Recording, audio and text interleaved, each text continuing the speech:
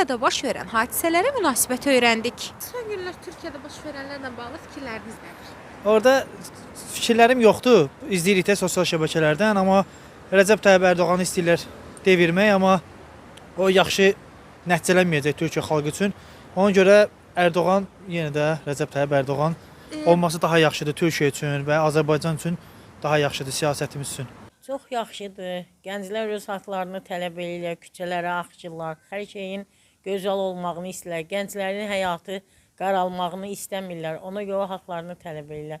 Özüm üçün nə düşünürəm ki, yaxşılığı da onun üçün düşünürəm. Üzücü bir haldır. Əlbəttə ki, olmamalıdır belə şeylər.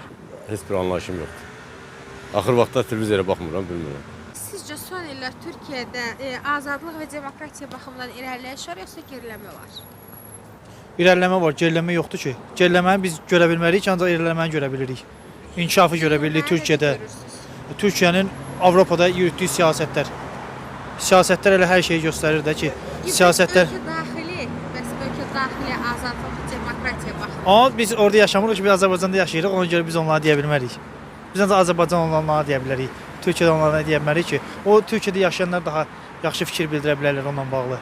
Bəs sizcə niyə görə o qədər insan orada etiraz edir? Nəticədə milyonlarla insan etiraz edir. Provokasiya eləyirlər də, orada bir-iki nəfər çıxır, hansısa bir dövlət çevrilişi eləməyə cəhd eləyir. Onlar da onun arxasınca aparırlar ki, dəyişsə dövran başqa cür olar, ona görə elə yanaşırlar. Yoxsa Ərdoğanın siyasəti məncə daha düzgün siyasətdir. Hələ ki o dərəcədə yoxdur. Hələ ki xalq səsini deyir, səsini boğmaq istəyirlər, ancaq elə deyil. Əgərləri bir xalqın sabahı yoxdursa, onun heç nəyi yoxdur. Əgərləri insanlar bir-birlərinə dəstək olurlar, haqqı deyirlərsə, o düzgün bir şeydir. Yox, haqqı deməyən dilsiz şeytandır. İnşallah ümidvaram ki, Əkrəm İmamoğlu da qələbə çalar. Yoxdur, xəbərim yoxdur vallahi. Ona görə Türkiyədə yaşamaq lazımdır ki, içəridəki hadisələri daha yaxından izləyəsən, biləsən, xəbərdar olasan. Belə düzün sözü indi biz burada bizə aid olan hissəni götürürük, amma ki, Türkiyəyə aid olan hissə görə içəridə yaşayasan ki, biləsən. İrəliləmə var. Heç vaxt geriyə bilməz Türkiyə. Türkiyə hər zaman öndədir. İrəliləyir. Nə qədər ki, prezident oradadır, Türkiyənin gələcəyi parlaq olacaq. Son vaxtlar irəliləyiş var. Yəni, siyasi mövqeydən baxanda irəliləyiş var. Hətta Avropanın özü belə Türkiyə bu saat asılı vəziyyətə düşür. Bu barədə irəliləyiş var, amma mən müsəlman ölkələrində biraz demokratiya baxanda o qədər də razı deyiləm. Yəni, nə edirsən elə demokratiya dünyada əvəzsiz bir şeydir. Bu haqda individual fikrimi söyləyə bilməyəcəm. Çünki vəziyyət biraz qarışıqdır. Hələ ki, Türkiyədə zəlzələdən sonra, yəni baş vermiş təbii fəlakətdən sonra demək olar ki, biraz dəyişiklik olundu. Yəni insanların fikirləri də dəyişdi.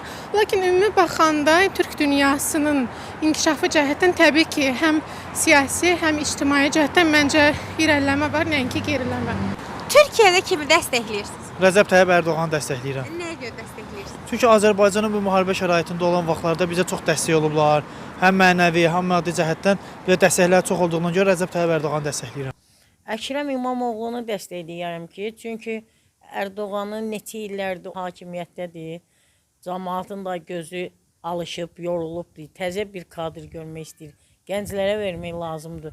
Ustullardan durmaq lazımdır ki, o ustul nəsildən nəsilə keçsin. Amma bunlar elə bir dədə-baba, necə deyim, miras kimi o ustuldan elə yapışırlar ki, gələnlər getdi, amma Ərdoğan getmək istəmir. Əlbəttə ki, Ərdoğanı. Niyə görə? Ona görə ki, o bizim bakanımızdır. Güclü siyasətçi Ərdoğandır. Başdan ayağa dəstəkləyirəm. Kimliyindən asılı olmayaraq. Ərdoğanı. Nəyə görə? Elə hər cəhətdən. Ulu öndərin demək olar ki, davamçısıdır. Vallahi onu sözlə demək olmaz. Həqiqətən də çox istədiyim bir insandır. Əlbəttə Ərdoğan'a. Nəyə görə? Ona görə ki, o tanınmış insandır. Dünya üzrə onun hörməti var.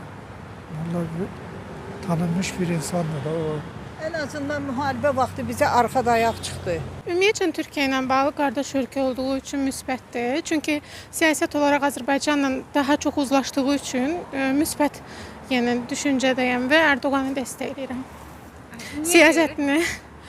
Məncə Ərdoğanın olması həm Azərbaycan üçün də siyasi cəhətdən çox yaxşıdır, uyğundur.